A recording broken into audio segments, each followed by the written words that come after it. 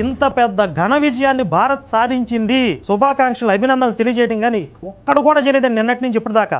చంద్రయాన్ 3ని వాడుకొని పాస్టర్స్ ఒక్కరైనా సరే శుభాకాంక్షలు చెప్పారా అని అడుగుతున్నారు. బ్రదర్, మీరు గమనించండి, శివశక్తి ఫాలోవర్స్ ఎంతమంది ఉంటారో అంతమందిని అడగండి. వాళ్ళకి తెలిసిన, వాళ్ళకు పరిచయం ఉన్న పాస్టర్స్ ఫేస్బుక్లలో, యూట్యూబ్లలో ఎంతమంది పోస్టులు పెట్టుంటారో మీరు చూడండి. మీరు అలసిపోయేదాకా పోస్టులు చూడొచ్చు. మెచ్చుకు నేను మీకోసం కొన్ని చూపిస్తాను.